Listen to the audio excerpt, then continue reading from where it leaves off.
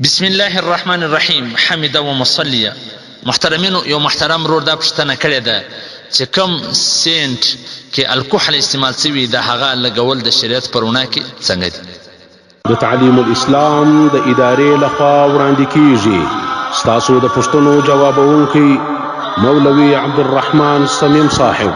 محترمینو، دا کم سین کې چې الکحل ملاویږي پر دې باندې شیخ الاسلام مفتی محمد تقی عثماني صاحب په خپلو کتابونو کې ډېر تفصیلي بحثونه کړي دي، لکه تکمیله فتح الملحم جلد نمبر 3 صفحه نمبر 408 او دا غرنګه په خپلو نورو کتابونو کې هم چې هغه وایي نن سبا تحقیق دا دی چې کم الکحل په سینډو کې استعمالیږي هغه د انګورو او د شرابو څخه د خرماو څخه نه دی جوړ، بلکې د دې څخه علاوه د نورو شیانو څخه جوړ دي.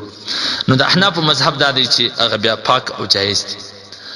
او فتاوی حقانیه جلد نمبر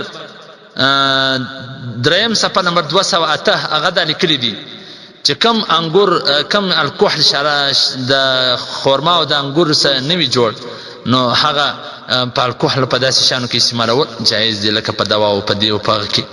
او متأخرینو فقها د عمومي بلوا د وجه څخه پر دغه باندې فتوا ورکړې ده. په حواله د تکمیله فتح الملحم جلد نمبر 3 صفحه نمبر 408 رج محتار جلد نمبر اول صفحه نمبر 494 مراکل فلان صدر تحوی صفحه نمبر 300.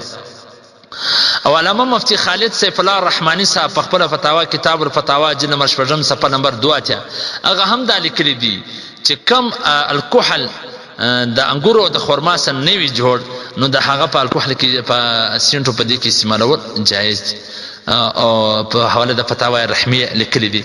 خو مفتی خالد سیف الله الرحمانی صاحب په خپل کتابونو فتاواو کې دا لیکي چې نور ښه پاک عطرونه ملاویږي، پاک عطرونه ملاویږي، مثلا ښه خوشبودار والا عطرونه ملاویږي چې هغه د الکحل څخه پاک دي، نو د دې د استعمالولو څه ضرورت دی؟ او د الله د رسول صلی الله علیه وسلم حدیث دی چې کوم شی تا په شک کې واچي د هغه ځان ګوري، غیر مشکوک شی مې استعمالوه. خو به هر حال که څو تحقیق دا دی چې دا په سینډ کې چې کوم الکحل استعمال شوي دي دا د خرما او د انګورو سره نه دی جوړ، نو به هر حال کې څوک استعمالوي نو جایز دي. خو احتیاط په دې کې دی چې دا نسي استعمال.